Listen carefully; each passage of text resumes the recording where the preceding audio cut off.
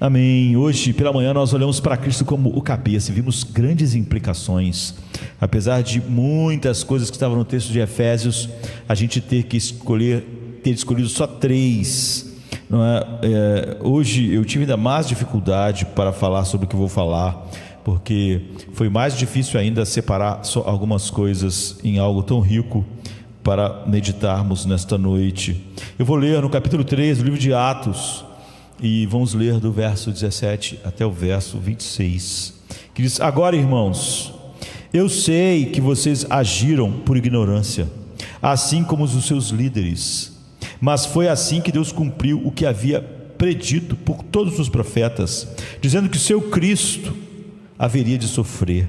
Arrependam-se então e voltem-se para Deus, para que os seus pecados sejam apagados, para que venham tempos de refrigério da parte do Senhor, e Ele envie o Cristo que lhes foi designado, Jesus. É necessário que Ele permaneça no céu, até que chegue o tempo em que Deus restaurará todas as coisas, como prometeu há muito tempo, por meio dos seus santos profetas. Pois Moisés disse: o Senhor, o seu Deus, levantará dentre o seu povo um profeta como eu. Vocês devem ouvir tudo o que ele lhes disser. Quem não ouvir esse profeta será completamente eliminado do meio do povo. De fato, todos os profetas de Samuel em diante, quando falaram, previram estes dias que estava se cumprindo, começando a se cumprir naquele dia que Pedro está falando, né? E vocês são herdeiros dos profetas e da aliança que Deus fez com seus pais. Ele disse a Abraão: por meio da tua descendência todos os povos da terra serão abençoados. Quando Deus ressuscitou a seu servo, enviou primeiramente a vocês para abençoá-los, desviando cada um de vocês dos seus caminhos malignos. Então você vê aqui, ele está falando sobre Jesus como o profeta que haveria de vir. Todos os profetas só vieram para apontar não sobre aquilo que Deus faria através dos profetas que fosse o suficiente, não, eles eram só placas para o único grande profeta, que era Cristo. Como a gente viu hoje de manhã, o único cabeça da igreja. Há um compositor e maestro famoso, não é? Um dos mais famosos no último século, Leonard Bernstein, que nos anos 50 ele foi apresentador de um dos especiais de televisão mais famosos da história, e percorreram o mundo, chegaram até aqui, né? Concertos para a juventude, fazendo a música, a melhor música que já existiu, né? Ser popular entre a juventude. E ele nasceu em 1918 e morreu agora, não tanto tempo atrás assim, faz bastante tempo, né? Mas não tanto assim, em 1990. Então ele foi esse maestro pianista e compositor americano, e talvez ele seja o primeiro grande astro da música clássica, assim, que foi americano, né? E ele então ficou famoso na direção da Filarmônica de Nova York, e esses grandes concertos que a Filarmônica de Nova York fazia se tornaram, entre 1954 até 89, nesses programas chamados Concertos para a Juventude. E num desses programas, Bernstein, ele disse algo sobre a Quinta Sinfonia de Beethoven. Talvez as pessoas conheçam muito a Nona, mas a Quinta Sinfonia é maravilhosa. Todas as sinfonias de Beethoven são maravilhosas, né? Na partitura da Quinta Sinfonia, Beethoven escreveu: assim o tempo bate à sua porta. Então isso acabou virando o tema que se volta várias vezes na Quinta Sinfonia, virou o símbolo de suspense até para quem não conhece Beethoven, né? Tchan, tchan, tchan, tchan. Quer dizer, sempre que vai acontecer alguma coisa, você vê que o próprio Beethoven, quando compôs, já sentiu isso assim. Os acontecimentos batem, né, à sua porta. E ele estava falando sobre a maravilhosa sinfonia que é a quinta, né? Apesar da nona ser a mais famosa. Ele disse assim, num desses concertos para a juventude que estava centrado em Beethoven, ele disse: Beethoven, com a sua música, nos deixa com a sensação de que algo neste mundo está certo, nesse mundo tudo está errado. Quando você ouve a quinta de Beethoven, por exemplo, você fica com a sensação de que alguma coisa está certo no mundo, algo que se confirma em toda parte, algo que segue suas próprias leis consistentes na inconsistência do mundo, algo em que podemos confiar, algo que nunca nos decepcionará. Ele está dizendo, a Quinta Sinfonia, ela insta em nossos corações algo nesse mundo que não é como as outras coisas do mundo, que você sabe, todas as coisas que prometem mais, as grandes posições como ele ocupava como maestro da Filarmônica de Nova York, as grandes carreiras, as grandes fortunas, isso tudo acaba nos decepcionando. Os grandes romances nos decepcionam não porque eles são infelizes, né? Mas porque eles não foram destinados a fazer que a nossa alma realmente descansasse e tivesse paz. Mas ele diz alguma coisa na quinta de Beethoven, na Quinta Sinfonia e em outras partes da sua obra, passam para nós que há algo que nunca decepciona, que há algo maior do que tudo que a gente experimenta, que há algo realmente que é a única coisa certa, mas que a gente não consegue alcançar. E essas obras nos faz sentir que essa coisa existe, apesar de não nos fazer, não nos levar até a ela, né? Então, se você perguntasse a Leonard Bernstein, você acredita que existe um Deus e que falou e nos deu um corpo de verdade para nos dirigir, para nos levar para este lugar, que as palavras de Deus são absolutamente corretas, como você sente que é algo finalmente que é correto, certo e não decepcionará, que são perfeitamente consistentes internamente com todo o nosso ser e se confirmam em toda parte, que são completamente confiáveis e que nunca pode nos decepcionar, como ele havia dito. Se você perguntasse a Bernstein isso, ele acreditava em um Deus assim, ele diria não. Ele era um homem secular, ele diria não. No entanto, na única área que ele conhecia bem, que era a música clássica, a área que ele conhecia muito bem, ele diz, isso me diz que há algo assim, algo que se confirma em toda parte, há algo que é absolutamente consistente, algo que nos daria paz e nunca nos decepcionaria, apesar de eu não saber o que, algo que é absolutamente confiável e que nunca nos atrairia e depois não entregaria o que promete. Então você vê, ele é atraído por isso, ele sente que sua alma precisa disso, precisa de algo que realmente não deixe de entregar aquilo que parece prometer e aquilo que a nossa alma mais precisa, mas ele intelectualmente ele nega isso. É isso que Romanos 1 diz, essa é a culpa do homem, porque tendo conhecido Deus como Deus, não o glorificaram como Deus. Tendo tido revelação suficiente para chegar a esse ponto onde Bernstein chegou, na hora que ele vai colocar isso num corpo de verdade, ele racionalmente, ele racionaliza e diz que não pode crer nisso. Agora, por que ele se sente assim? Porque todos nós queremos um Deus que fala, queridos.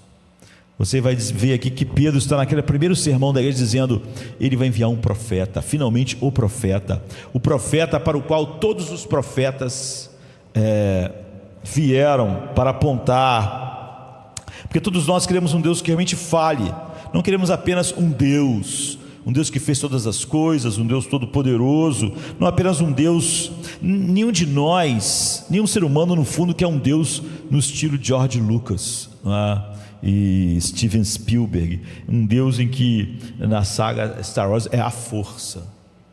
Nós não queremos um Deus que é a força. O que é uma força? Não podemos conversar com uma força. A força não pode realmente encantar tudo que nós somos, como os seres que foram criados como nós fomos, com a mente, com afeições. Não nos relacionamos com nenhuma força, a não ser de uma maneira nada pessoal, mas um Deus que pode falar com você, um Deus com quem você pode falar. Mas isso não é tudo, nós também queremos um Deus que possa falar em resposta àquilo que nossos corações começam a clamar em sua necessidade desesperadora, daquilo que só Deus pode dar: paz, glória, vida. E nós queremos isso profundamente. Essa é a busca de todos os homens. Se você pode pensar sobre isso, é uma das qualidades ou características mais profundas da espécie humana. E que as outras espécies nesse mundo não estão sofrendo todos os dilemas, apesar de sofrerem as mesmas dores, a morte. Eles não estão sofrendo profundamente. Na verdade, você sequer pode dizer que um animal, por mais inteligente que seja, que ele sofra. Você pode dizer que ele sente dor. O sofrimento não é sentir dor. Sofrimento é ligar a nossa dor de ontem com a nossa dor de hoje, com a expectativa da dor de amanhã. É isso que é sofrimento. Um animal, ele sente dor agora, mas ele não está sofrendo ao pensar como vai ser daqui a um tempo.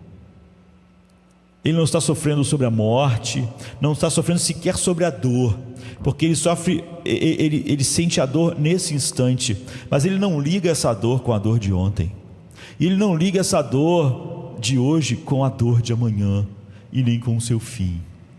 Então, o ser humano sofre, e essa é uma das qualidades ou características mais profundas da espécie humana. Nós queremos falar com outras pessoas além de nós. Nossa literatura encheu o mundo então com o quê? Se você lê C.S. Lewis e Tolkien, você fica encantado com o que estava por trás do que os levou a escrever. Você vê que a nossa literatura nos enche de quê? De animais falantes, árvores falantes e pessoas do espaço, pessoas de outro mundo. É porque nós ansiamos por isso.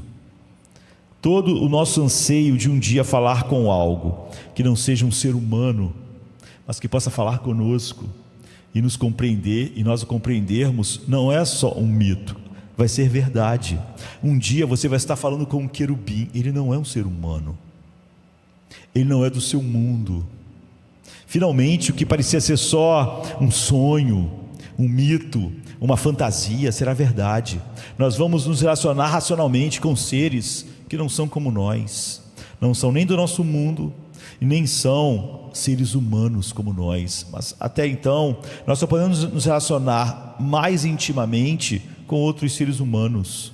Nós podemos ter os animais mais incríveis como os cães, mas nós não podemos falar com ele e ele falar de volta. Não podemos falar dos nossos sentimentos e ele falar sobre os dele. Ele não pode compreender nossas dores e nem ele pode expressar as suas próprias dores. Mas um dia nós vamos estar falando com seres que são fantásticos, mais fantásticos do que as nossas imaginações puderam criar. Seres mais incríveis, mais fantásticos e mais poderosos. No entanto, vamos poder ter uma verdadeira comunhão com eles. E Tolkien diz então, e C.S. Lewis, que isso é um mito, né? Os homens criaram, mesmo os homens antes, né, no passado, homens que não tiveram nenhum contato com nada a respeito de Deus, eles criaram o quê? Criaram deuses, criaram demônios, criaram o céu, criaram o inferno. Você vê a mitologia grega cheia de mitos, porque o ser humano anseia por isso. Então ele coloca na sua fantasia o eco que está dentro do seu ser. Não queremos sequer acreditar que nós somos os únicos seres que estão pensando, e então tem essa capacidade de ligar o ontem com o hoje, com o amanhã. Queremos falar com alguém, existe alguém lá fora para falar, mas não é um animal. Não é tolo, não é como nossas imaginações criaram. Além de ter todos esses seres, há o próprio Deus.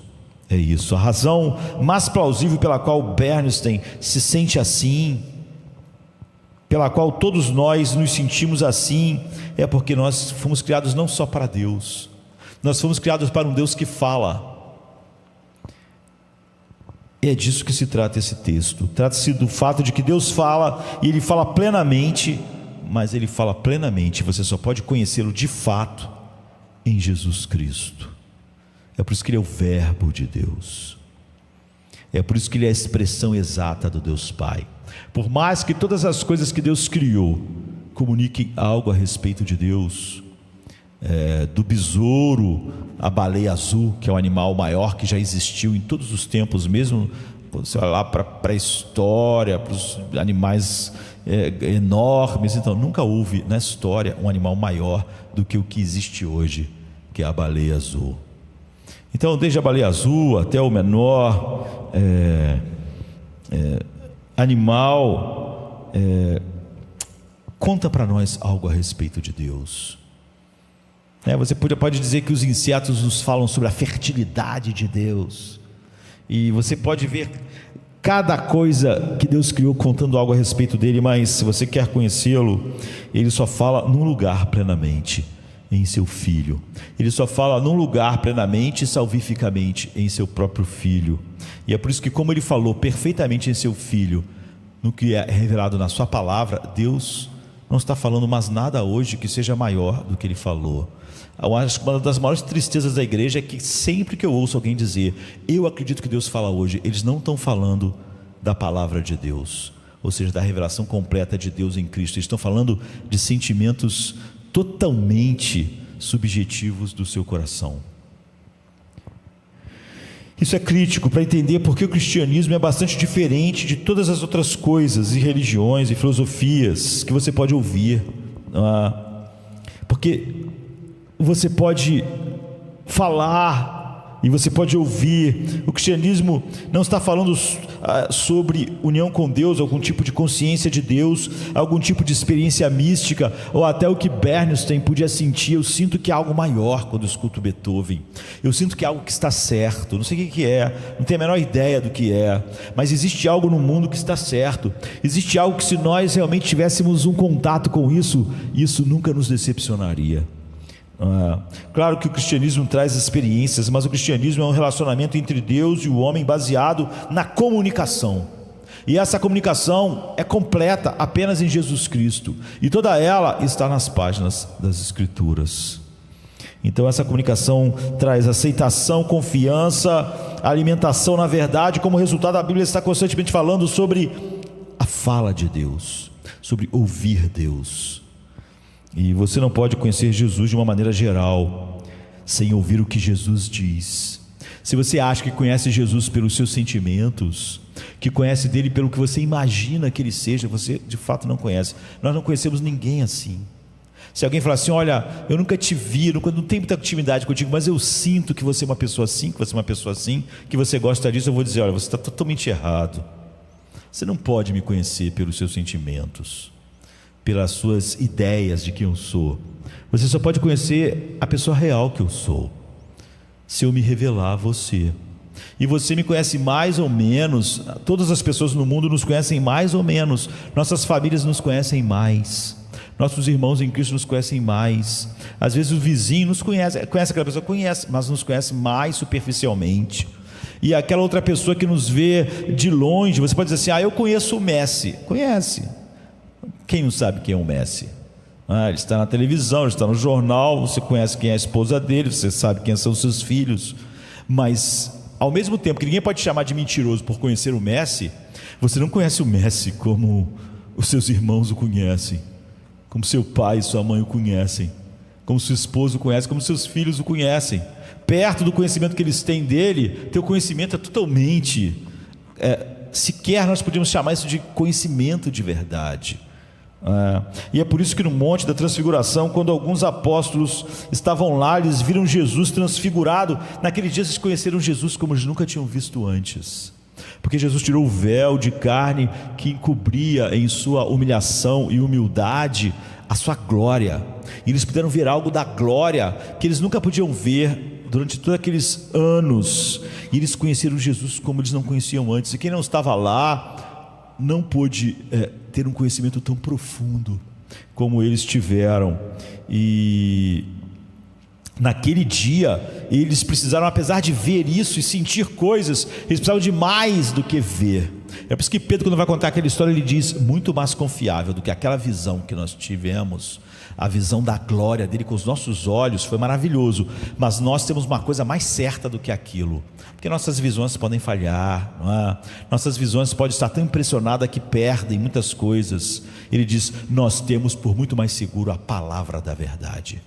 Pedro está dizendo o seguinte, entre aquilo que eu vi no Monte da Transfiguração e o que Deus falou, eu confio infinitamente mais e conheço Ele muito mais pelo que Ele falou do que pelo que eu vi naquele dia. E naquele dia também Deus falou, porque no meio daquela percepção da sua glória, eles podiam dizer coisas maravilhosas, mas há coisas que Deus tinha que falar, hoje não saberiam. E naquele dia Deus falou: este é o meu filho amado, a ele ouvi. Deus está dizendo: ele é o profeta.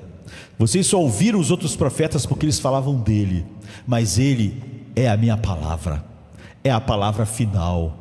Ouçam ele, não apontando para outro profeta como os outros profetas apontavam para ele. Ouçam ele como tudo o que vocês precisam ouvir de mim. E aquele lugar estranho e assustador em Lucas 6, onde Jesus diz: por que vocês me chamam Senhor, se vocês não fazem o que eu digo? Ele está dizendo o seguinte: se eu não sou o profeta de vocês, por isso que eu disse, cada ofício de Jesus, como sacerdote, como rei, cabeça, como a gente viu hoje, como profeta, diz se nós estamos numa relação verdadeira com Ele. Ele está dizendo o seguinte: se eu não sou o seu profeta, se você tem outros profetas, se há outras pessoas dizendo coisas que têm autoridade na sua vida, se você mesmo diz para você coisas que têm autoridade em sua vida, então você não tem parte comigo. Como vocês me chamam de Senhor, se não ouvem o que eu digo? E Jesus nessa declaração está falando sobre o fato de que há muitas pessoas que estão falando com Ele, mas que não estão ouvindo Ele. E se você fala muito com Deus, e você pode ser uma pessoa que ora muito, mas se você não o ouve, e se você não ouve tão somente na sua palavra, você está se enganando. Você pode dizer: não, eu tenho muita intimidade porque eu falo muito com Ele, mas Ele está dizendo: vocês não me ouvem. Como vocês me chamam de Senhor, Senhor, se vocês não me ouvem? Vocês podem falar muito, mas vocês não me conhecem, porque vocês não me ouvem. Então ele está dizendo: por que vocês me chamam? Por que vocês estão falando comigo como se eu fosse íntimo de vocês de alguma forma? E vocês me chamam Senhor, Senhor, mas vocês não estão me ouvindo. Minha voz não é o que dirige vocês, não é o que molda as suas afeições. É crítico e crucial na vida cristã que você entenda as coisas que Deus falou, porque se você não entende o que Deus falou, todos os seus sentimentos se baseiam no que você acha a respeito de Deus, ou nas experiências de prazer místicas que você supostamente sentiu. Mas Ele é um Deus que fala, Ele usa palavras que vêm especialmente através de Cristo, e através dessa maneira de se relacionar com Deus, através desse Cristo, é quando nós somos levados pelo Espírito a aceitar tudo que Ele diz e nos alimentar. Hoje a gente aceita de tal maneira a sua palavra, e ela molda a nossa vida de tal maneira que ela é simbolizada com um alimentar. Ela alimenta os nossos corpos, e então cria a nossa realidade, assimilando e confiando nessa verdade.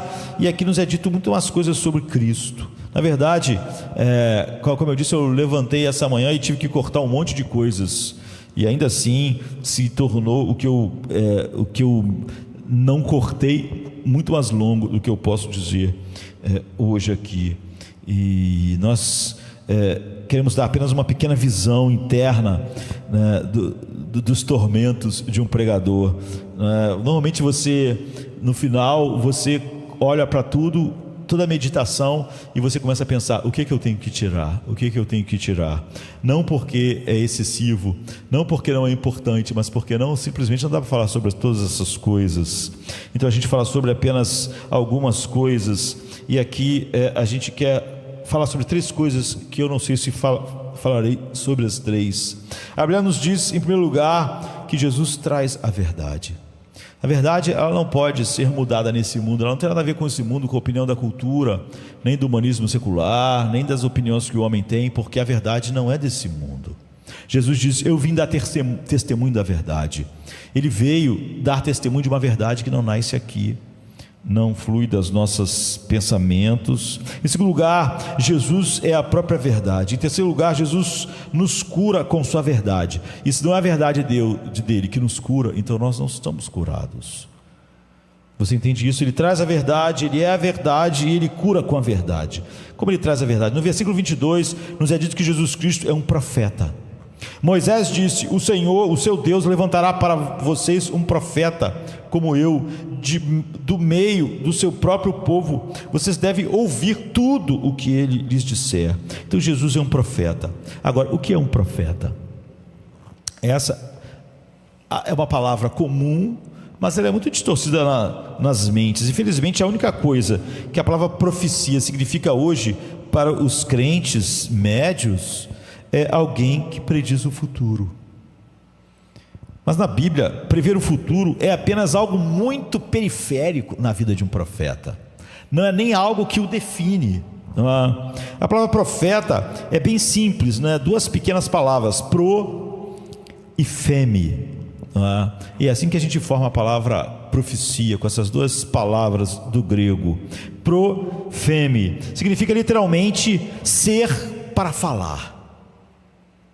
Você vê, não está falando sobre previsões de futuro. Significa estar diante e falar para outra pessoa. Muito simples. Então, de fato, é tão simples que você pode ver isso particularmente em Êxodo 7, onde Deus vem a Moisés e diz: Moisés, eu quero que você se comunique com Faraó, mas quero que Arão comunique por você. Moisés, eu farei de você como Deus para Faraó, e farei de Abraão um profeta para você. Então, o que quer que você fale, Arão falará a Faraó. Aqui ele definiu o que é um profeta. Você vai ser como um Deus para Faraó, e você vai falar com Faraó através de Abraão, através de Arão, e tudo que você falar a Arão será o seu profeta. Porque ele vai ficar prevendo o futuro? Não, porque ele vai lá e vai falar para Faraó o que você disser. Então ele é o seu profeta, ele diz o que você disse. Então você vê a essência do que é um profeta. Não tem nada a ver com prever o futuro ou dizer coisas que vão acontecer. É falar no lugar de alguém. Agora, isso mostra claramente o que a Bíblia diz com a palavra profeta. O profeta é alguém que simplesmente pega as palavras de outra pessoa e traz para outra pessoa. E quando ele traz essas palavras de outra pessoa para outra, ele está sendo um profeta. Em outras palavras, o que o profeta diz, Deus disse. É por isso que Deus disse: ai daquele profeta que diz o que eu disse, o que eu não disse, porque ele é exatamente o oposto do que um profeta é. Ai daquele que diz: o Senhor disse isso quando eu não disse, ele me faz mentiroso. Ai de nós quando abrimos a palavra de Deus e colocamos nossas ideias a partir dela, porque nós não estamos falando para as pessoas: isso aqui é o que estou falando, isso aqui não tem nada a ver com Deus, isso aqui na verdade ninguém deve seguir, é só a minha ideia. Não, eu estou pregando aquilo como se fosse Deus que falou. O que as Escrituras dizem, já que é uma palavra de profecia, né? A Bíblia diz que a profecia é a Bíblia é uma palavra de profecia. Então agora, nesse ponto, a gente deve contrastar essa visão da verdade com as visões de verdade que prevalecem em nossa cultura. Ou você é um profeta de Deus, ou você, um pastor quando está pregando, ou ele está sendo alguém que está transmitindo só o que Deus pensa. Não importa o que a psicologia disse da alma humana, o que Deus disse, é isso que um pastor deve dizer. Mas eu acho muito razoável. Eu não sou profeta de Freud, eu não tenho nada com as ideias dele. Deus disse muito sobre a alma humana e conhece muito mais a alma humana. Eu sou um profeta de Deus. O que nossa cultura está dizendo? Não interessa. Arão era um profeta de Moisés, como se Moisés fosse o Deus de Faraó. Arão não tinha que chegar para Faraó e falar as ideias dele, as ideias da cultura, a ideia dos egípcios. Ele só tinha que fazer uma coisa: ele era um profeta de Moisés, ele tinha que falar o que Moisés disse. Se isso ia ser bom, se não ia ser, se Faraó ia reagir mal, e ele reagiu, se Faraó ia gostar ou não, isso não interessava. Arão era um profeta de Moisés, devia dizer o que Moisés disse, não devia tentar colocar em palavras que deixasse aquilo mais confuso, devia ser o mais claro do que Moisés disse para Faraó e deixar as consequências com Moisés, que disse o que disse. Então é muito importante. Apenas a gente tem que por um momento olhar para isso.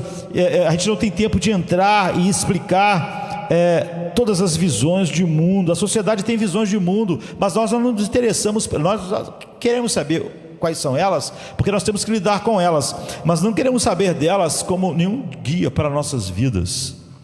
E a gente pode pegar duas visões de mundo e olhar para a vida e entender a realidade como duas visões no nosso mundo. Elas estão competindo para ser a principal visão da nossa sociedade, a principal visão da nossa cultura, a principal visão do ser humano, a principal visão da psique humana, a principal visão da alma humana. E quando a gente vê essas ideias, se você falar para mim qual vai prevalecer dessas ideias seculares sobre a outra, não posso dizer exatamente quais nos próximos anos vão prevalecer mais, mas não importa, nenhuma delas tem nada a ver comigo. Uma visão prevalente nas áreas da ciência e tecnologia, a visão basicamente diz: não há Deus, ou se houver, o agnóstico diz: nós não podemos conhecê-lo. Ele pode haver um Deus, ele pode ter criado as coisas, mas não temos como conhecê-lo nem saber o que ele quer, o que quase que dá no mesmo. A única coisa que é importante, a única coisa que realmente podemos saber, a única coisa que realmente é o que você pode provar, é o que você pode tocar, é o que você pode sentir. Ou seja, só o materialismo, a essência do humanismo secular. Portanto, há fatos científicos que podemos aprender através da ciência, mas essa ideia de mundo diz, mas não a verdade, porque não podemos ir além disso. Podemos saber o que é algo, mas não podemos saber por que aquilo existe, e nem podemos saber se aquilo tem algum propósito, porque aquilo teria que nos levar além do mundo das percepções e das experiências, e nós não conseguimos penetrar nessas coisas. Não há tal coisa como a verdade que lhe diz o seu propósito na vida, o que é certo e errado, o que realmente vai moldar a alma para encontrar aquilo que Bernstein disse, onde realmente há algo que nunca nos decepciona. Não há tal coisa como a verdade, apenas fatos científicos, mas nenhum fato científico. Quando alguém fala de ciência para explicar o propósito de uma coisa, ele abandonou a ciência. A ciência pode lidar com o fato, ela pode ligar que isso aqui existe, que se nós reproduzirmos isso aqui acontece. Agora, por quê? Qual é o propósito disso? Ela não pode dizer, porque ela não pode ir além da manipulação do que os nossos sentidos podem tocar. Qualquer coisa que a ciência diga além disso, ela está falando sobre fé e não sobre ciência. Mas às vezes eles fingem que não estão fazendo isso, não é? Então, na verdade, agora, um grande defensor dessa visão, eu já mencionei tanto Bertrand Russell, porque ele é um filósofo que define muito isso e foi muito influente no último século. Ele diz: o homem é o produto de coincidências acidentais de átomos. Você pode achar que ele é ateu, bem materialista, e fala que o homem é coincidência de átomos, não é? de acidentais de átomos que se chocam, mas é isso que muito mesmo cristãos dizem. Eles dizem que são assim, que não sentem isso, que não têm paz, tudo por causa dos átomos em seu cérebro. É tudo a maneira com que aquilo se organizou aleatoriamente. Não há nenhuma razão a não ser a mesma dele. Ainda que essa pessoa diga que acredita em Deus, você vê, ele criar um Deus muito estranho. Todo o brilho, ele diz, do gênio humano está destinado à extinção na vasta morte do sistema solar. Somente dentro da estrutura dessas verdades, somente na base firme do desespero inflexível que vai dominar nossa vida e alma, a habitação da alma pode ser construída com alguma forma que a gente possa nos relacionar com o desespero da vida. Porque nós não podemos ir além disso, não podemos nunca saber por que existimos e por que esse pequeno sistema solar existe. Não podemos, porque a ciência não tem nenhuma chance para dizer por que algo existe. Ela pode falar muito sobre o Sol, mas por que o Sol existe?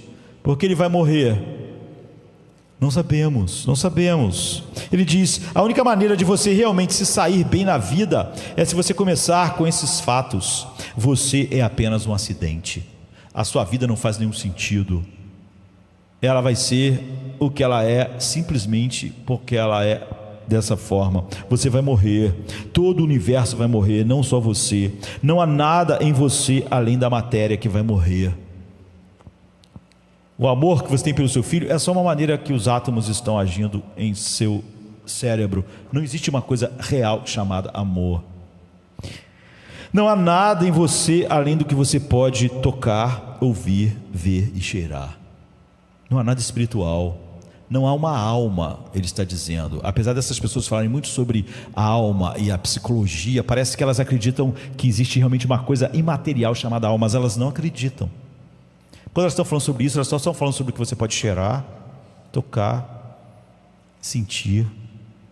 Elas não acreditam que existe nada além daquilo que os vermes vão comer na sepultura. Não há verdade, apenas fatos científicos. Você tem que começar com isso e garantir que você construa a sua vida nesses fatos, ainda que eles sejam desesperadores. Agora, há uma outra visão, e essa outra visão parece radicalmente diferente, só parece, porque há outros que dizem assim, em muitos aspectos, essa visão não vai dizer o que a gente viu agora, vai dizer, porque essa diz não há Deus, não há verdade, mas a segunda visão que domina muito a nossa cultura é todos nós somos Deus, todos nós somos parte do divino. Então uma diz que não existia nada, outra está dizendo que todos nós somos Deus. Deus é tudo aqui, e Ele está em você, e Ele está na árvore, Ele está em todas as coisas, e todos nós somos parte do divino. Parece quase que o oposto, né? Temos que entrar em contato com o fato de que nós somos uma divindade. Então você tem que olhar para dentro de você e tentar se conectar com o divino dentro de você, que somos parte dessa perfeição que é o cosmo, e não entendemos muito como, por exemplo, o câncer se relaciona com isso, mas ele também faz parte dessa coisa divina, e que somos parte de Deus, e que somos Deus, e a verdade significa entrar em si mesmo, e quanto mais você se conectar com o seu interior, mais você vai se conectar com a verdade do universo, do qual você também é divino, nessa grande estrutura. A verdade não é algo que você pode escrever ou ler, ou alguém pode te falar. Você não precisa de um profeta ou o profeta para te dizer qual é a verdade. Você acha ela dentro de você. A experiência subjetiva é o que te mostra a Deus. Quando as pessoas hoje em dia na igreja dizem Deus fala hoje, elas estão falando disso. Ela está dizendo que Deus fala dentro de mim, eu tenho uma conexão com o divino, e aí eu acordo de manhã, sinto uma coisa, é Deus está falando. O que ele falou na Bíblia? Não importa o que ele falou lá, porque agora ele está falando aqui. É isso que essa visão faz. E a gente podia falar o quê? Sobre pessoas não muito inteligentes, mas muito famosas, que falam tanto sobre isso, como Shirley MacLaine ou Oprah Winfrey, né?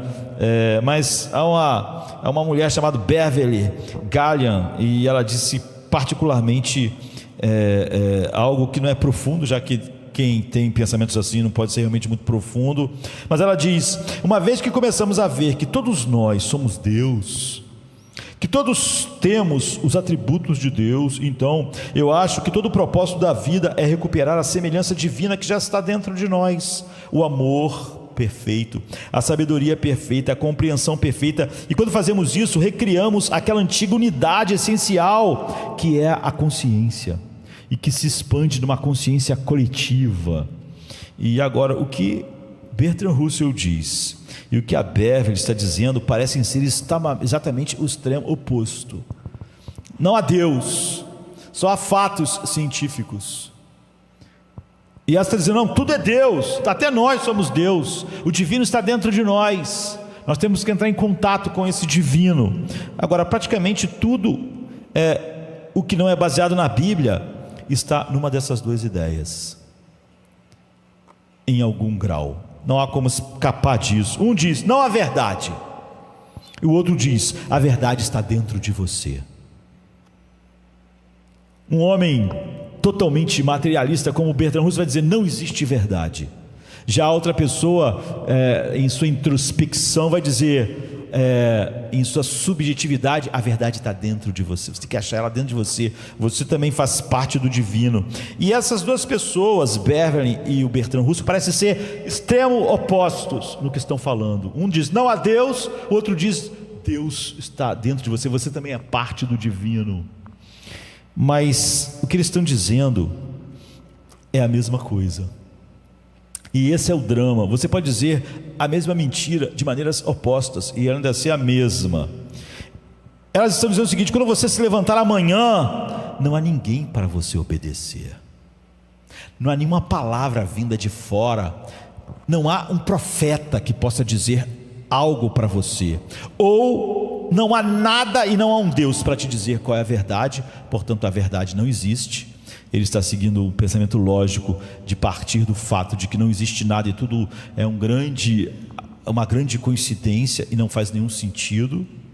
Ou você encontra a verdade dentro de você, ou seja, ninguém pode dizer a verdade. Primeiro, na opção Bertrand Russell, não existe verdade para alguém te falar qual é. Na outra, não existe nada que possa te contrariar, porque a verdade está dentro de você mesmo. O que você sentir mais profundamente é a verdade para você. O que eles estão dizendo é a mesma coisa. Você não tem que se submeter a verdade nenhuma. Não há uma verdade vinda de fora. Ambas essas visões eliminam completamente a ideia de obediência, porque obediência significa submeter-se à verdade que vem de fora de você. Ambas estão dizendo: você mesmo é o seu profeta. Da mesma maneira que a gente vê hoje de manhã as maravilhas de ter Jesus como cabeça e rei, mas o que o mundo diz é: você é o seu rei, você é o capitão da sua alma. Essa aqui está dizendo o seguinte: a maravilha que a Bíblia está nos mostrando de Jesus como profeta, essa visão. Por isso que toda a mente humana, não importa se ela é subjetiva como a da Beverly, ou objetiva como a de Bertrand Russell, é a mesma coisa, é a mesma inimizade contra Deus. Ambas estão dizendo: você é o seu profeta. Você não precisa de um profeta. Jesus não é profeta. E você é o seu próprio portador de verdade. Você é o descobridor da verdade. Você acha a verdade dentro de você, ou você vê fatos apenas científicos que não estabelecem verdade nenhuma, porque eles só podem dizer o que é, mas não podem dizer por que é. Portanto, não há nenhuma lei moral aqui. E porque não há Deus, ou não há um Deus que fala para nós com palavras, você não tem que obedecer nada. Mesmo quando você fingir, baseado na Beverly, mesmo que você disfarce isso de cristianismo subjetivo, tudo tu está obedecendo. Olha, eu tive uma impressão, Deus está falando isso dentro do meu coração. É tudo você mesmo. Eu sinto que Deus quer aquilo, então é você mesmo. Você só está obedecendo o que você sente, o que você quer, o que você sonha. Porque não temos um Deus que falou, ou que temos que obedecer. Então você perde toda a verdade de que Jesus é um profeta, porque você não precisa de um profeta. Você vê isso? Isso é completamente diferente da visão da Bíblia sobre a verdade. É categórico. Nos versículos 22 e 23, talvez você não goste de ouvir isso, mas aqui está: pois Moisés disse: o Senhor, o seu Deus, levantará para vocês um profeta. Ele está falando de Jesus. Ele vai dizer o que está errado com você. Ele vai dizer que esse seu sentimento aí é pecaminoso. Ele vai dizer que essa razão que você dá para estar desse jeito é completamente errada. Não porque você sente que é errado ou que não é errada, mas porque a verdade é objetiva e ele é o profeta. Ele revela essa verdade, e o que você sente não diz nada a respeito dela. Vocês devem ouvir tudo o que ele lhes disser. Quem não ouvir, esse profeta será completamente eliminado. Ou seja, é impossível ser alguém do povo de Deus se você ouve ou você mesmo, Deus falando dentro de você, ou se você segue, mesmo dizendo não acreditar, não ser ateu, você segue os princípios ateístas do humanismo secular. Você não tem um profeta. Você, nos dois casos, é o seu próprio profeta. Não vê, estamos falando aqui de algo objetivo. O entendimento da verdade pela Bíblia é completamente diferente. Quando os profetas falavam na Bíblia, eles não diziam: bem, deixe-me dar algumas ideias para nós debatermos. As pessoas adoram debater. Não há nada mais inútil do que debater. Elas adoram debater, e cada uma debate segundo as suas próprias ideias. A Bíblia não diz, olha, os profetas, eles não levantavam e diziam assim, Jeremias, olha, vamos levantar um temas para debate, para ver qual é a melhor coisa. Não. Eles diziam, bem, deixe-me lançar ideias para debatermos. Ele diz assim diz o Senhor, Jerusalém vai ser destruída. Eu não gosto disso aí porque eu não acredito. Não importa, vai ser destruída assim mesmo. Eu não acredito que um Deus de amor vai deixar nossos filhos serem mortos e nossas mulheres mortas e todos serem levados. Vai, o que você sente no seu coração, o que você sonhou antes, o que você mais acha, o que você pensa a respeito de Deus, não vai mudar o fato. Ele disse, e eu como profeta não estou dizendo o que eu penso a respeito disso, ou as minhas ideias. Um profeta é como Arão era entre Moisés e Faraó. Arão fala para Faraó o que Moisés disse. Se você sente que isso é assim ou não, é totalmente irrelevante. Moisés disse e Arão está dizendo para Faraó. Se Faraó gostar ou não gostar, se ele endurecer seu coração, se ele agir de maneira contrária, ainda vai ser verdade o que Moisés disse. É assim a Bíblia. É por isso que as pessoas não gostam da Bíblia. A Bíblia que está num livro. Lutero diz, a verdade está no livro, não está nos nossos corações. A verdade está no livro. Ela é objetiva, porque ela não depende do que eu sinto. Eu amo muito meu filho, e como ele vive nesse erro aqui, eu vou racionalizar esse erro. Você é um tolo, porque a Bíblia diz algo sobre o que teu filho faz que não tem nada a ver com o seu sentimento. Se você gosta, se você não gosta, se aquilo condena ou não condena o seu filho, o que você sente não vai mudar em nada, vai condenar do mesmo jeito, e você também. Então eles diziam, assim diz o Senhor. Jeremias diz assim, há um fogo em meus ossos, tenho algo que devo dizer, não é minha ideia. Você vê que Jeremias várias vezes pedia a Deus que ele não queria falar. Ele até está dizendo, eu não gostaria que fosse assim, eu não gostaria de ver Jerusalém destruída, não gostaria de ver ela arruinada, não gostaria de ver o templo derrubado e queimado, não queria ver milhares e milhares de corpos espalhados pela cidade, não queria. Mas Deus disse que vai ser assim. Paulo diz, aqui está a verdade, aqui está o Evangelho, essa é a verdade. Não importa o que você diz, o que eu digo, o que outra pessoa diz. Na verdade não importa nem se um anjo disser uma coisa diferente.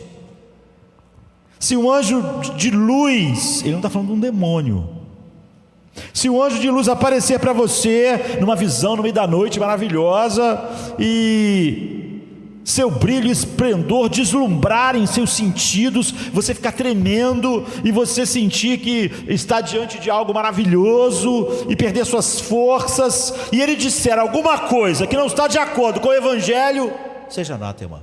Tudo que você sentiu não é nada. Não conte a sua experiência. Não, mas quando ele falou, eu senti que eu me derreti porque ele era um ser poderoso. Tudo isso é inútil, o que você sentiu, porque o que ele disse não é a verdade.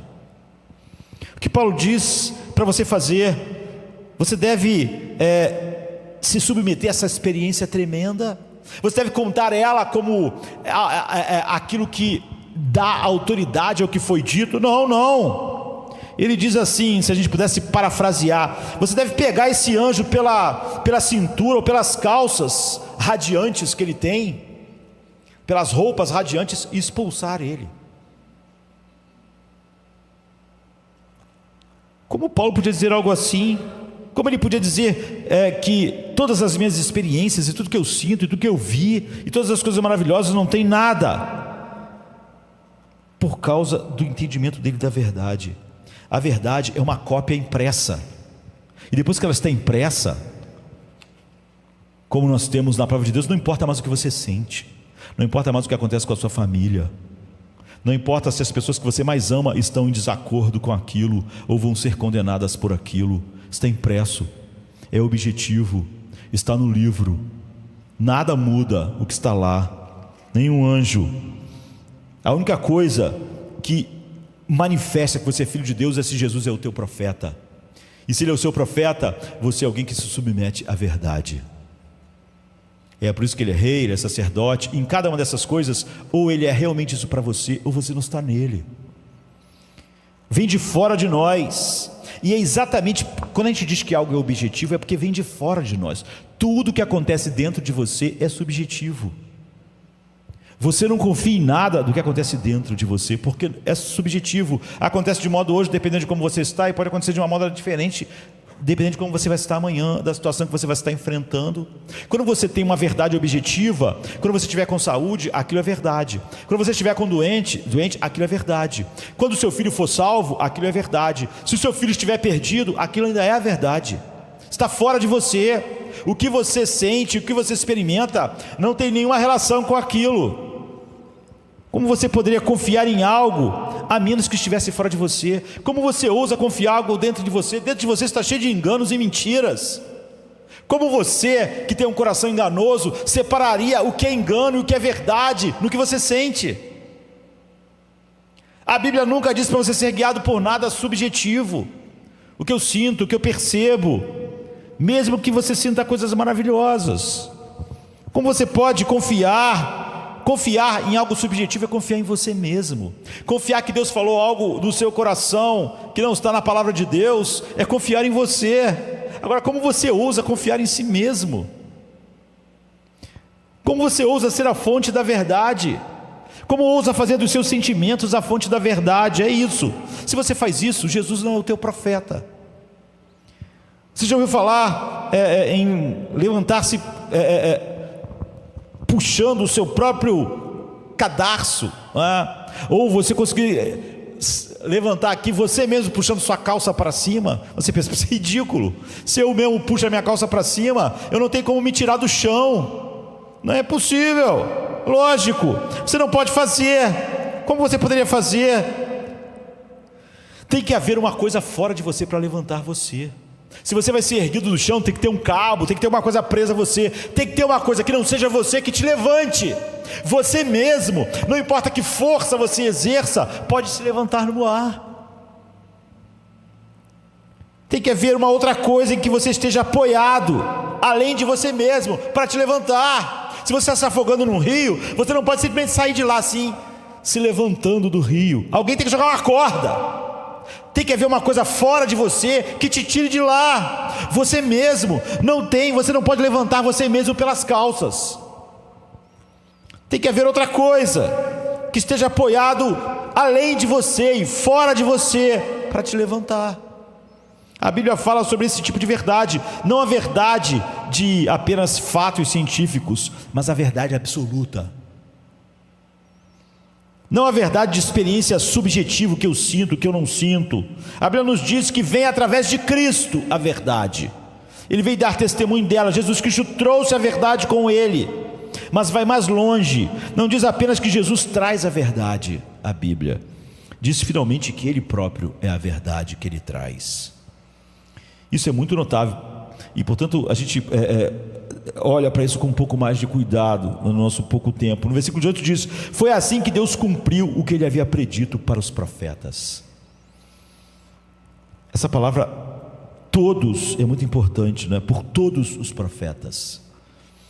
Ele está dizendo que, embora tenha havido profetas por anos e anos, e que falou de muitas formas e de muitas maneiras, eles estavam falando sobre apenas uma coisa: nós não somos os profetas, nós não temos uma mensagem. Todos nós só somos aquele que aponta para um único profeta. Só existe um profeta, só existe um sacerdote, só existe um rei, só existe um cabeça. Todos só apontam para ele. Todos não são os profetas ou o profeta, só ele é. Mas adiante no versículo 24 diz: de fato, todos os profetas de Samuel em diante, quando falaram, previram estes dias, e vocês são herdeiros dos profetas e da aliança. O que significa que tudo o que os profetas falaram se cumpriu em Jesus, o único profeta.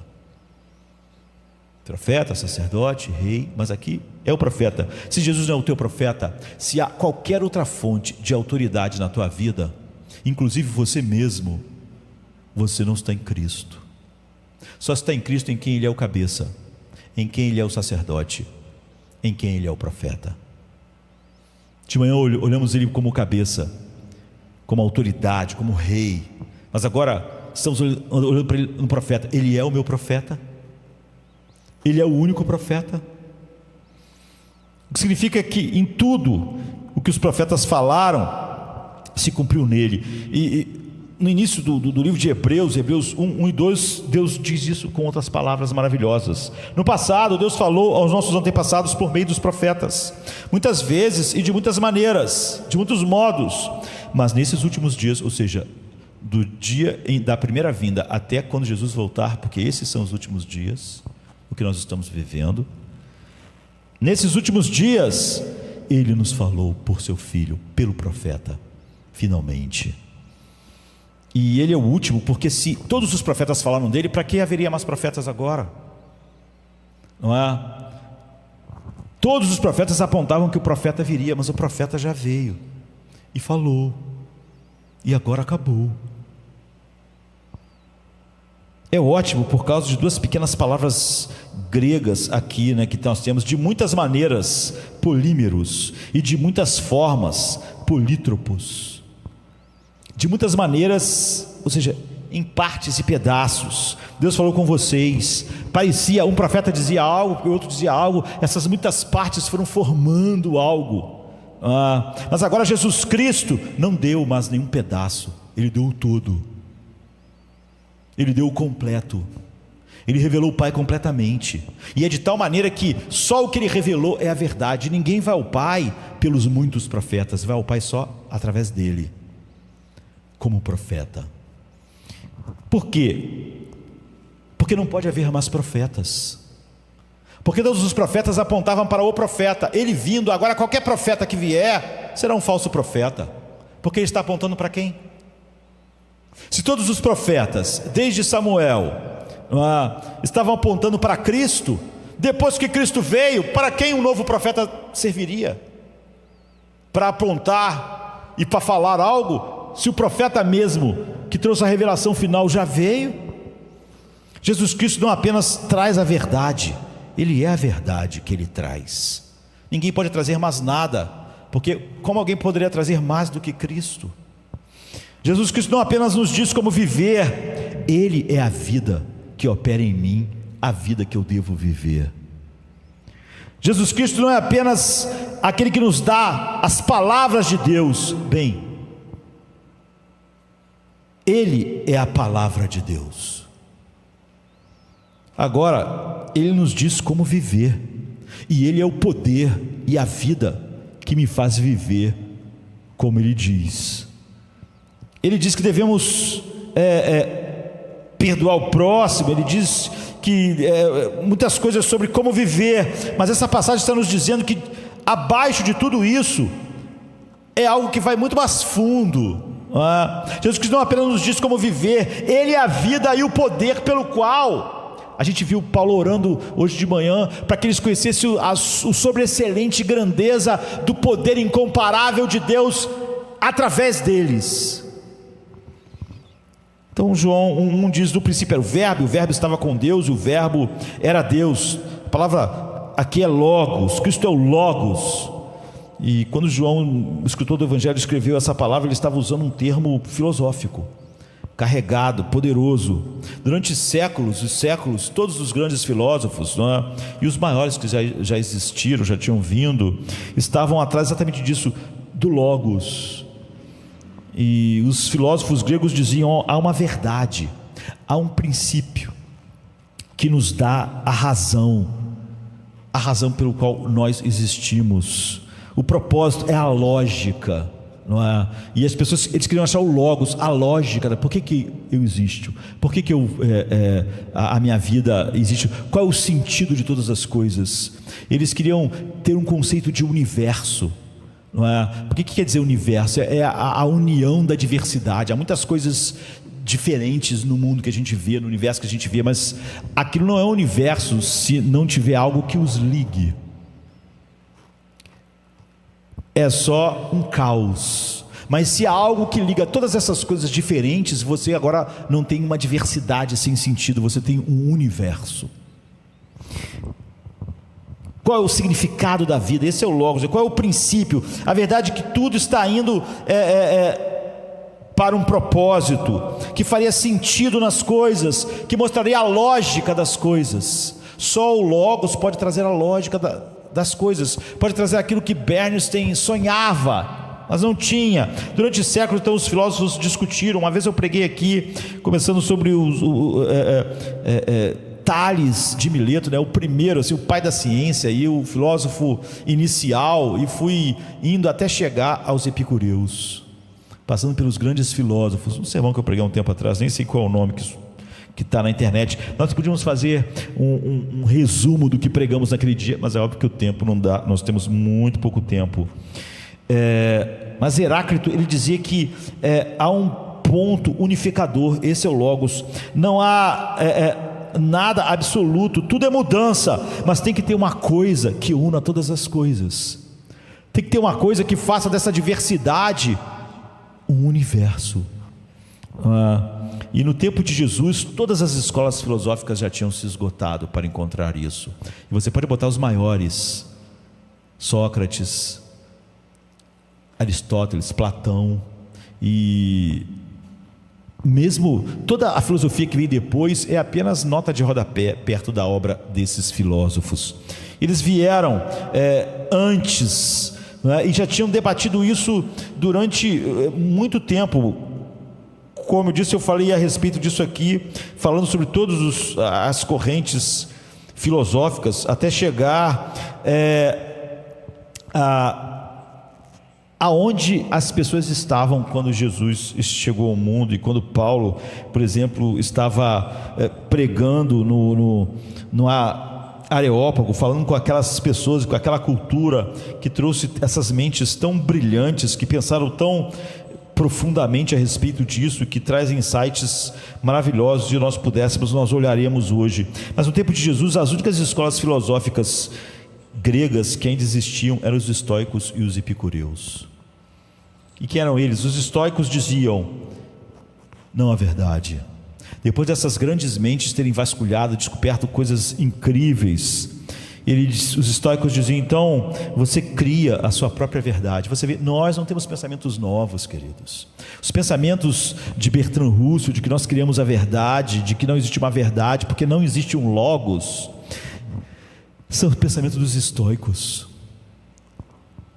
O pensamento que dirige a nossa sociedade, ele é o mesmo pensamento dessas grandes mentes do passado, só que de uma maneira muito mais superficial, e piegas do que eles experimentaram. Então os estoicos diziam: olha, não há nada, mantenha seus lábios rígidos, faça o melhor que puder e depois enfrente a morte.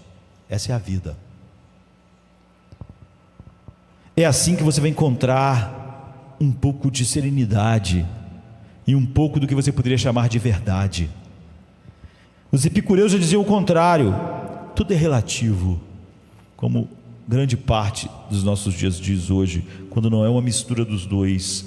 Então viva o que quiser, divirta-se, faça sexo com quantas pessoas você puder, tente maximizar seus prazeres ao máximo, porque em breve você vai ser produtos químicos decompostos numa sepultura. Essa é a vida, não há nada. Isso é desesperador, não pense muito nisso, se divirta. Tente ganhar dinheiro, tente maximizar o prazer e fazer sexo, e depois morra. E João então chegou com uma bomba nesse mundo que já estava estabelecido assim, e ele diz: pessoal, há um homem que veio, que tem a verdade, que encontrou Logos. Não, ele disse mais: há alguém não só que trouxe a verdade, ele próprio é o Logos. No princípio era o Logos. É o que Paulo, ele resume o Logos dizendo: tudo foi feito por ele, para ele e por causa dele. Ele é a razão de todas as coisas. Ele é que faz a diversidade que parece caótica do universo e de homens, principados, do mundo espiritual e do mundo físico. Ele é a única coisa que dá unidade a isso, é que faz dessa diversidade uma unidade, um universo. E veja bem ali no versículo 17, 18 e 19: Ele pode limpar nossos pecados e trazer refrigério e poder e vida de Deus para a nossa vida. Por causa disso, sim, precisamos saber como viver, mas nós precisamos disso pessoalmente. Não precisamos ficar para sempre só porque hoje em dia, queridos, sinceramente, eu acho que a igreja é a grande desculpa do fracasso dos cristãos. cada um de nós vai estar no céu ou no inferno individualmente. No final, vai ser totalmente inútil você no inferno falando da igreja ou falando da sociedade. Ninguém vai ser condenado porque fazia parte de uma sociedade. Ninguém vai ser condenado porque fazia parte de uma igreja falsa. As pessoas vão ser condenadas porque elas são falsas, porque elas são mais. Jesus não vai dizer: eu não conheço a sociedade que você pertencia, não conheço a igreja que você estava. Ele vai dizer: eu não te conheço. Ah, mas a igreja, pastores, eu não te conheço. Nunca fui seu profeta. Você usou a culpa da igreja de uma coisa coletiva, que todos gostam de usar, para fingir que você não seguiu o seu próprio desejo, o seu próprio coração. Eu nunca fui seu profeta. A coletividade das coisas não vai livrar ninguém. Ninguém um dia vai ser julgado por pertencer a Campo Grande, ou ao Rio de Janeiro, ou a Sodoma e Gomorra. Cada um vai carregar o seu próprio pecado, e vai ser totalmente inútil dizer que Sodoma era muito má. Você é mau, é o que você vai ouvir. Aparte-se de mim, maldito. Não Sodoma, não a sua igreja, não as pessoas. Você, eu não te conheço. Por causa disso, sim, precisamos saber como viver, mas precisamos sabê-lo pessoalmente. E ainda que você vivesse na pior igreja do mundo, você podia ser como aquela pessoa que sozinho se levantou pela verdade no mundo, e tudo estaria bem na sua alma. Você podia ser Atanásio. Quando todo o evangelho se corrompeu, Atanásio ficou sozinho com a verdade. Em vez de dizer: a igreja está toda horrível, a minha vida agora é um fracasso por causa da igreja, Atanásio se levantou. Ele era um homem pequeno, e agora nós temos a expressão que ficou até na sua sepultura: Atanásio contra o mundo. Todos os bispos, Atanásio, toda a igreja, não importa, está errado, mas eu não vou ficar no erro porque está errado. Precisamos viver para Cristo. Você vive para Cristo? Não diga se a tua igreja vive para Cristo, se o cristianismo dos nossos dias vive para Cristo, ou vive para o mundo, ou vive para a cultura. A questão é: você vive para Cristo? Ele é teu profeta? Não adianta dizer que Cristo não é o profeta da igreja dos nossos dias. Ele é o teu profeta. Se ele é o teu profeta, está tudo bem. Se ele não é, o fato dele não ser o profeta da sua igreja não vai melhorar em nada. Por causa disso, sim, precisamos saber como viver, mas precisamos sabê-lo pessoalmente, e precisamos do poder, já que ele é a própria vida que ele revela. Precisamos viver para ele, precisamos servi-lo. É assim que nós encontramos o nosso propósito. Você não encontra o seu propósito porque a igreja é de uma forma, mas porque você não vive para ele. Paulo diz: o amor de Cristo me constrange. Você vê, o pronome é pessoal. Ele diz: o amor de Cristo constrange a igreja. Ele diz: o amor de Cristo me constrange. Se ele não constrange mais ninguém, eu não sei, mas ele me constrange. Eu vivo para ele.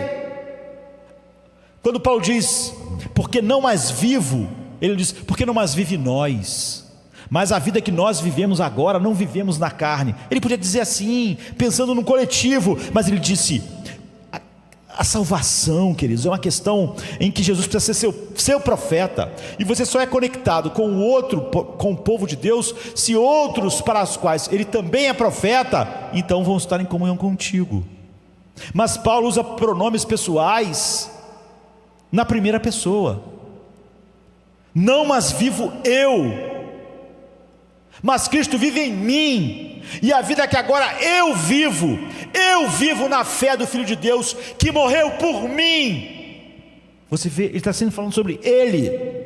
Não adiantava ele ter razões para o fato de que ele não vivia para Cristo, culpando as igrejas que eram rebeldes nos seus dias. Jesus Cristo não apenas nos dá verdade com as quais podemos ordenar nossas vidas. Você não vê? Ele é a verdade, devemos viver para ele. Então todas as verdades vão encontrar seu lugar. Como todo o universo se transforma em universo, em suas diferenças imensas, em Cristo. Nele todo o universo se conecta. Tudo que é diverso se torna um universo. A verdade que dá origem a uma filosofia. Você pode falar sobre a filosofia que surge da crença cristã, mas a verdade não é uma filosofia, porque a filosofia é produto dos pensamentos humanos tentando encontrar algo. Mas essa coisa que é a verdade, ela é uma força dinâmica, é um poder que toma todos os departamentos da sua vida. E como não é uma filosofia sua, ela não atinge, ela atinge minhas afeições, mas não atinge a minha vida financeira, ela atinge isso, mas não atinge os meus relacionamentos com a minha esposa, com a minha família, ela atinge isso, aquilo. Não, ela é um poder. O cristianismo é Cristo, porque Jesus Cristo vem e porque somente através dele podemos encontrar nosso logos, ou seja, ele é o profeta, nosso significado, podemos dizer que ele é a verdade. E é disso que está falando. Quando você ouvir falar que Jesus é o profeta, você tem que entender se ele é o profeta na sua vida ou não. Agora, Jesus Cristo não é uma verdade abstrata, ele é o seu alfa e seu ômega. Ele é a coisa pela qual você foi criado, e ele é a coisa pela qual você vai encontrar o fim que vai glorificá-lo mais. Se você vai glorificar Cristo, não é uma discussão, todos vão, homens, anjos caídos, demônios e anjos não caídos, homens perdidos e homens salvos, vão glorificar a Ele, porque todos que encontram nele o seu alfa, vão encontrar nele o seu ômega. Agora, como será que você irá glorificá-lo? Faz uma grande diferença. E como aqueles que têm ele como profeta vão glorificá-lo eternamente, é completamente diferente do que como aqueles que vão glorificá-lo e nunca o conheceram como profeta. Tem que haver algumas pessoas lá fora que estão dizendo: eu acho que entrei em uma máquina do tempo aqui. Você deve estar brincando, você está falando sobre a Bíblia como se fosse um livro de verdades absolutas, incontestáveis, quando sabemos que a Bíblia agora é apenas um livro escrita numa época muito distante. Você está falando comigo agora de uma maneira interna e profunda. E será que você quer voltar o relógio para aquele tempo da história, onde as civilizações simplesmente tinham uma fé? E eu estou livre desses dogmas. Você ouve isso no mundo e você ouve isso na igreja. Agora, eu gostaria que você visse o que significa viver consistentemente com isso. Algumas pessoas transformam isso em humor quando não podem encarar a realidade. As pessoas podem brincar sobre a sepultura. A vida acaba toda na sepultura, mas então ela vive o resto da vida com medo dela, porque de fato ela não pode brincar a respeito disso, nem se sente em paz. Então ela vai ter que realmente se encher, se entorpecer de entretenimento para não pensar que o fim dela é aquele que ela está dizendo simplesmente que é para ela mesma ser durante um tempo o seu próprio profeta, sem pensar nas consequências finais. E Jacques Monod, que é um biólogo, um biólogo molecular francês, ganhador do prêmio Nobel, ele diz: o universo não estava grávido de vida, nem a biosfera com o homem. Nosso número surgiu como se fosse num jogo de cartas.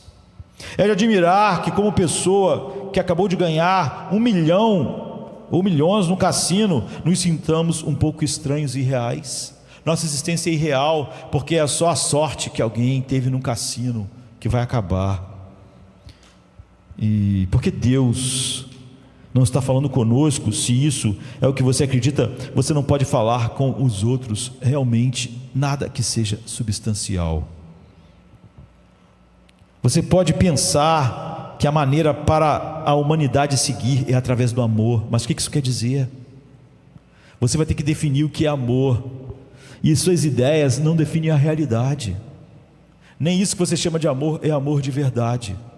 Nada do que você diz é a realidade, nem cria o universo. Isso não vai tornar a sociedade melhor. Que sociedade fala mais de tolerância e amor do que a nossa? E ela é cada vez mais horrível. E as pessoas que falam de tolerância são totalmente intolerantes. Elas acham que quem não concorda com elas deve ser eliminado. Aqui está alguém do outro lado, que teve experiência com Deus. Ele diz: eu vejo o caminho para nós seguirmos. não é? Eu sinto dentro de mim que a única maneira do mundo ser livre e conseguir plenitude é matar 6 milhões de pessoas que são a chaga do mundo. E as pessoas podem se indignar ou não com essas ideias, mas quando você não tem um profeta, nenhuma ideia está certa. E simplesmente uma ideia vai ter que se sobrepor à outra. Não há espaço para nenhum heroísmo, porque o heroísmo é você não pensar nas consequências, você pensar que existe algo certo e errado e fazer aquilo a si mesmo, mesmo que aquilo traga riscos que todo bom senso diria que você não devia correr, se não existe verdade nenhuma. Então eu falei, e vou terminar falando sobre Atanásio, é um dos grandes heróis para nós. Há o credo atanasiano. Então ele era um anão. A gente não sabe se ele era um anão mesmo, mas ele era muito pequenininho. É engraçado que um homem tão pequenininho enfrentasse o mundo todo. Ele tinha a pele escura, então chamam ele de um anão negro. Ele viveu há 1300 anos atrás, 1400 anos atrás. Ele era um grande cristão. Ele viveu num período em que havia uma controvérsia muito grande. Um homem chamado Ário decidiu algo que ainda existe até hoje, primeiro ele descobriu que se você tiver uma boa lábia, não importa, se você tiver carisma suficiente, você pode viver uma vida e conseguir muito prestígio e dinheiro através disso, mesmo com mentiras. E Ário decidiu, sentindo, sendo ele mesmo o profeta dele mesmo, que Jesus não era Deus, que ele era alguém que Deus enviou, que ele era grande, que ele era maravilhoso, isso no meio da igreja, mas que ele não era Deus. E porque Ário era tão carismático, porque ele era tão grande, porque ele era tão persuasivo, a maior parte da igreja acreditou nele e começou a segui-lo e destruir completamente, destruir no sentido prático do meio da igreja, a verdade sobre Deus. A igreja estava agora em perigo de se transformar em algo totalmente oposto ao que é a verdadeira igreja. E se Jesus não é Deus, todo o cristianismo cai. Apesar de que você vê, a maior parte da igreja abraçou isso e achava que a igreja continuava sem o profeta, sem a verdade. A verdade é tudo. Nós queremos que cada pessoa no mundo tivesse um lugar para ouvir a verdade de Deus, mas as pessoas nunca vão ouvir de mim: frequente um lugar que não pregue a verdade, porque frequentar um lugar é mais importante que a verdade. Porque isso é que muitas pessoas têm ouvido. Você está aí no Japão, está num lugar onde não tem nenhuma igreja, tem que enfrentar com alguma, porque você tem que congregar. Congregue com o erro, congregue com o falso, mas congregue, como se congregar fosse... Congregar é ótimo, mas não com o erro, não com a mentira, não com o que é falso. Dizer para alguém: olha, se na sua igreja, na sua cidade só tem uma igreja que não pregue o evangelho, você tem que ser dela a si mesmo. Isso é o legalismo na sua forma máxima. É fazer de pertencer a uma igreja algo mais importante do que a verdade de Deus. Era Lutero dizer: olha, se em toda a Europa só tem igreja católica corrompida, certifique-se que você tem que ser de alguma delas, mesmo que elas não preguem o evangelho. Lutero não podia dizer isso, não podia dizer isso a ninguém. Se na cidade dele só existisse igrejas corrompidas como estava na Idade Média, ele não tinha que pertencer a nada, até que um grupo de pessoas como ele pudesse realmente ser reunido como uma igreja local que tivesse compromisso com a verdade. Eu, Josemar Bessa, se morasse numa cidade onde não houvesse nenhuma igreja, você dissesse assim: ó, só tem aquela igreja ali, só tem a Universal, mas você tem que congregar, vá para lá. Eu não queria. Eu passaria a minha vida e morreria sem estar congregado em lugar nenhum, mas nunca congregaria com o erro. Eu nunca daria esse conselho a ninguém. Acho que a pessoa deve orar, deve até chorar diante de Deus, que na sua cidade a verdade se estabeleça como igreja, mas que ela deva participar, apoiar com o seu dinheiro, com a sua vida, algo que pregue uma falsidade no lugar do evangelho. Eu não posso. E não vejo como nada de bom possa surgir disso, a não ser o desvio daquela vida. Isso nunca foi o conselho de ninguém que ame a Deus de verdade. Só de pessoas que amam mais uma estrutura social, se relacionar com pessoas, que isso é tão importante que a verdade deixa de ser importante, Cristo deixa de ser o nosso profeta. Se há um lugar onde o evangelho não é pregado o humanismo secular, aquele não é o lugar para a pessoa estar. Mas se não houver outro, então ele vai ter que esperar, ele vai ter que orar. Talvez através dele um dia Deus possa começar, mas eu também não posso dizer para alguém que ele deve ser o fundador, como se isso fosse tão simples. Ele deve orar, ele deve esperar, mas ele deve um dia congregar em um lugar verdadeiro, e não com a falsidade. Porque é como se o único lugar que eu tenho numa cidade aqui é uma igreja longe das verdades da graça de Deus, ou uma igreja católica ali, ou uma igreja evangélica totalmente distorcida, que aquilo é melhor do que nada, aquilo é pior do que qualquer coisa. É pior do que nada, é óbvio que é pior. Como é pior você, sem comida, comer veneno, porque você precisa comer alguma coisa. Então Ário, ele não ficou assim, olha, é importante todos estarem na igreja. Não, essa igreja que está negando que Cristo é falsa. Lutero fez a mesma coisa, os puritanos a mesma coisa. Atanásio disse, não, a igreja inteira está pregando isso agora, a igreja inteira foi atrás de Ário, mas está errado, de acordo com o único profeta que nós temos. Nossa fé está em jogo aqui. Vocês podem continuar na igreja, os bispos estão falando isso, as reuniões são imensas, mas não há mais evangelho lá.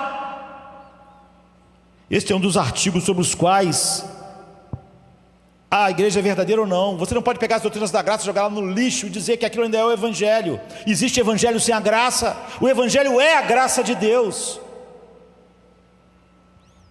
Porque ele constantemente se manifestou por isso, ele foi perseguido, ele estava constantemente sendo expulso, exilado de cada cidade, porque o bispo de cada cidade expulsava Atanásio, e ele estava constantemente perdendo todos os seus bens, todo o seu dinheiro e todo o seu sustento, ele estava constantemente sendo incomodado, mas eventualmente ele venceu, porque ele tinha o profeta do lado dele, o único. Não importa quantos outros profetas falem qualquer coisa, só existe um, e se você só está salvo, você está nesse um. Então o credo atanasiano foi um credo que, com base em seu trabalho, toda a igreja foi abençoada, como foi através de Lutero, que ele afirmava que Jesus Cristo era quem ele era o Deus do verdadeiro Deus. E quando ele morreu, na sepultura dele colocaram em latim, Atanásio contra mundo. Ou seja, Atanásio ficou sozinho contra o mundo inteiro. Como alguém pode fazer isso? Se não existisse a verdade, isso é a maior tolice. Se todo mundo tem uma opinião, a melhor coisa é você concordar com ela. Se você está numa cidade onde só tem igrejas distantes do evangelho, é melhor você participar de alguma delas. Agora, se existe uma coisa chamada verdade, e se existe um profeta, o único profeta, então vale a pena você ficar contra o mundo inteiro. É óbvio que se você está contra o mundo inteiro, como Ário ficou, ele não tinha nenhum lugar para estar junto em comunhão com várias pessoas, porque todas as pessoas podiam estar em comunhão com ele se ele concordasse que Cristo não era quem Cristo é. Atanásio contra o mundo, você sabe o que isso significa? Atanásio contra o mundo significa que a ideia de heroísmo, ela pode ser real exatamente porque existe uma coisa chamada verdade. Vale a pena ficar sozinho, vale a pena morrer, vale a pena qualquer coisa. Ele olhou para o mundo todo, e o mundo todo estava errado, então ele disse, está todo mundo errado. Era Atanásio contra o mundo, não porque Atanásio tinha uma opinião, porque senão ele também era um profeta de si mesmo, mas porque Deus diz quem seu filho é, e ele é Deus. Se não há tal coisa como essa verdade assim, então você não tem um profeta.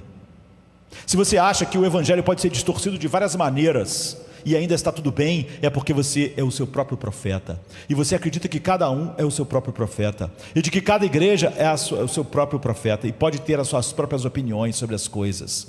Mas se nós temos um profeta, o único profeta, então há uma só verdade, o que ele diz. Se Jesus é o profeta do Pai, como Arão era o profeta de Moisés. Arão tinha que dizer tudo que Moisés dissesse, não importasse as consequências que viria por causa da reação de Faraó. Arão não tinha mais nada para dizer. Arão não tinha que dar sua opinião para Faraó, não tinha que dar a visão dele que poderia acertar as coisas e fazer as pazes. Arão tinha que falar o que Moisés disse. E se isso não é verdade, acabou, é uma ilusão. Uma igreja que não tem Cristo como profeta não é uma igreja. Um cristão que não tem Cristo sozinho como profeta não é cristão, não é salvo. E tudo que vai ser são as nossas próprias opiniões, porque em qualquer relação que seja, quando nós tiramos de Cristo como profeta, todos nós viramos o profeta da nossa vida. Nós vamos concordar com o que quisermos, não concordar com o que não quisermos, e vamos sempre encaixar as coisas naquilo que é mais confortável para nós. E você só pode ter isso se você se submete ao profeta, e você então finalmente encontra a paz, porque esse profeta, ele diz a verdade sobre você, a verdade que você não pode encontrar. Você pode dizer assim: eu vou encontrar a minha verdade, mas isso não existe. Um pássaro, ele é pássaro se ele tiver, como um avião voa. O avião voa porque os engenheiros respeitam as leis da aerodinâmica. Aquelas toneladas, você olha assim, isso nunca vai poder voar. Mas se você fizer e respeitar as regras de que vai haver mais pressão do ar na parte de baixo da asa do que na parte de cima, aquelas toneladas vão voar, porque essas são leis fixas. Mas se aquele avião seguir outra lei, ele não voa, ou ele cai. Então você não busca dentro de você o seu desejo mais premente para descobrir quem você é. Nossos desejos são totalmente conflitantes e eles nos fazem infelizes, porque o meu desejo ao mesmo tempo é ter saúde e um corpo bem estruturado, enquanto o meu grande desejo também é comer chocolate. Só que os dois desejos estão em choque. O homem está sendo destruído pela concupiscência desses desejos, que são desejos em choque, destrutivos. Então você precisa de um profeta para dizer qual é o desejo certo. Esse desejo que você está sentindo parece muito legítimo, mas ele é destruidor.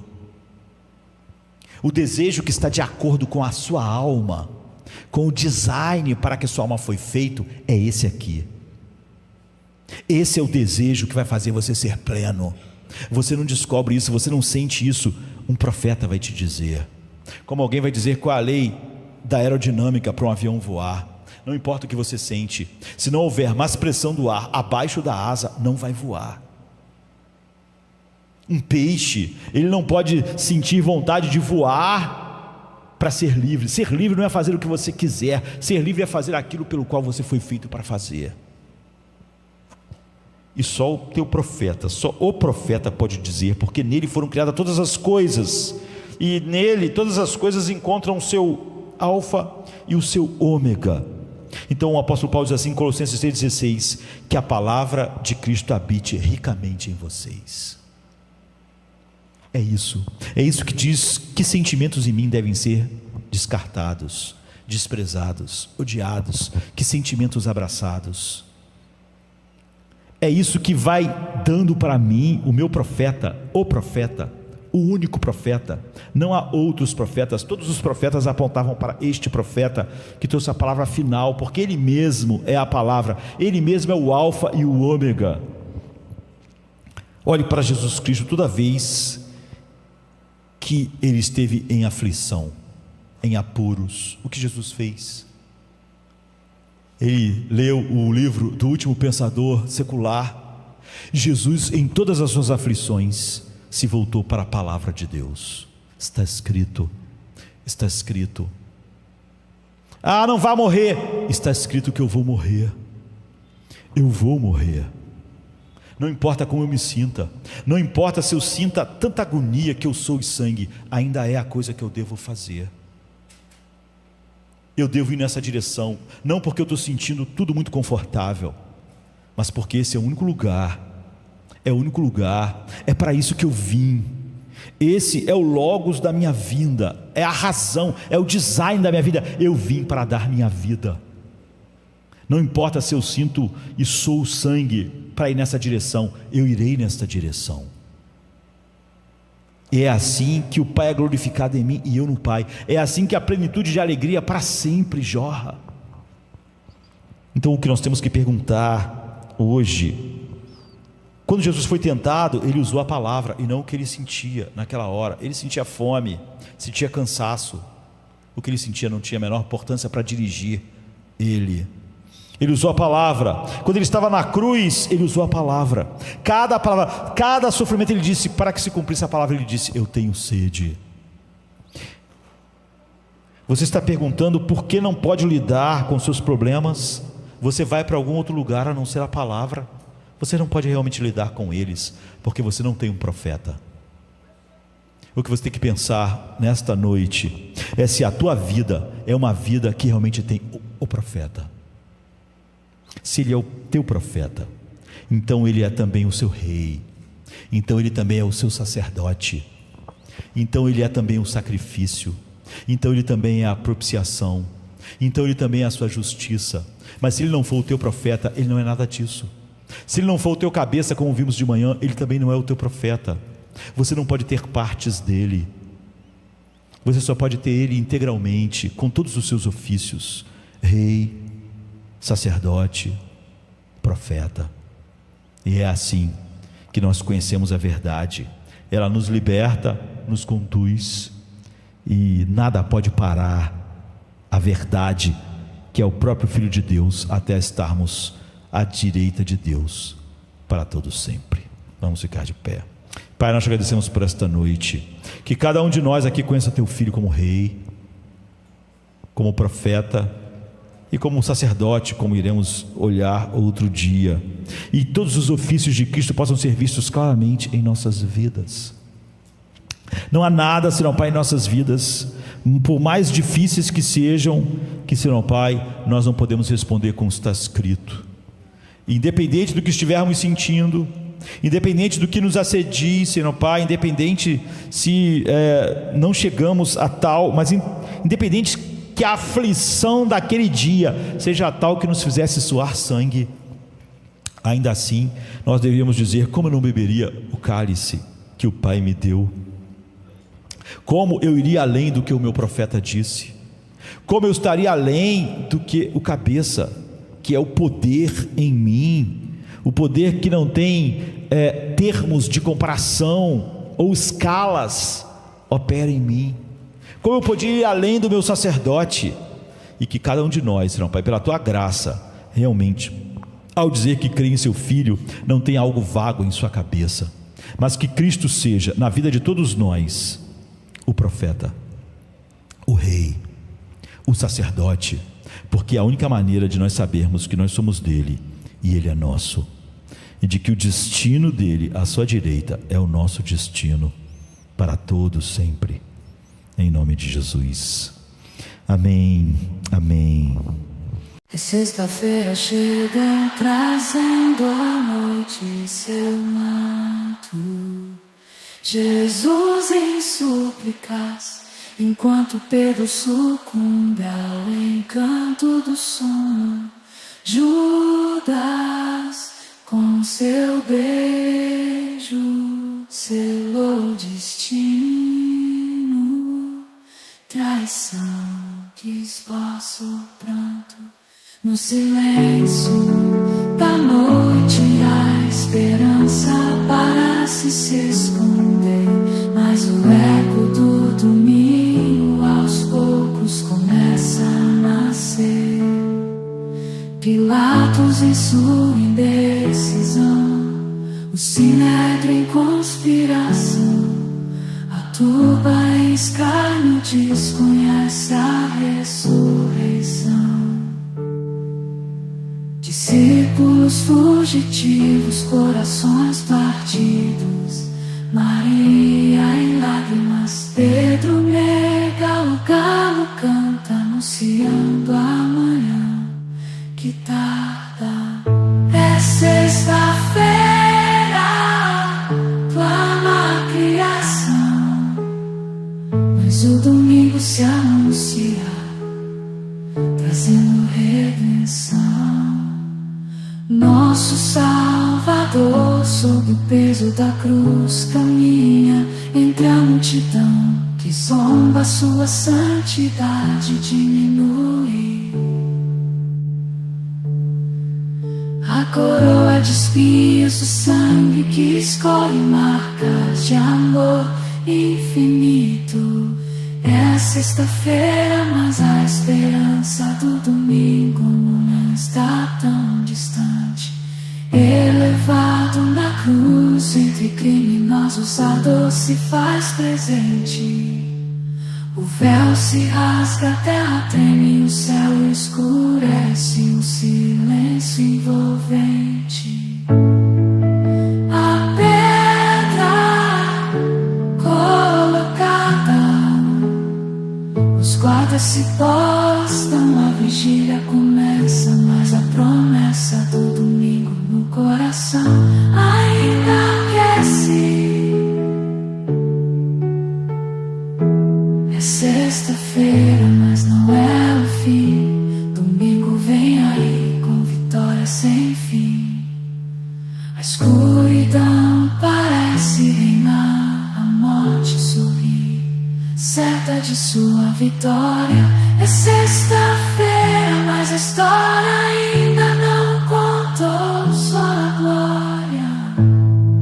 O pecado julga ter vencido, a esperança parece falhar, mas a luz do domingo já começa a brilhar.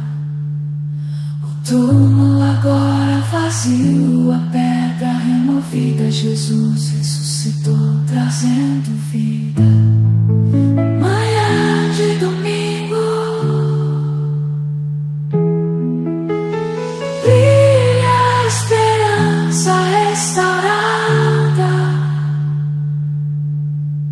A morte foi vencida, a redenção proclamada. É sexta-feira, mas a alegria vem com o amanhecer. Domingo já chegou, ensinando-nos a renascer. Nosso Salvador, sob o peso da cruz, caminha entre a multidão que zomba, sua santidade diminui. A coroa de espinhos, o sangue que escorre marcas de amor infinito. É sexta-feira, mas a esperança do domingo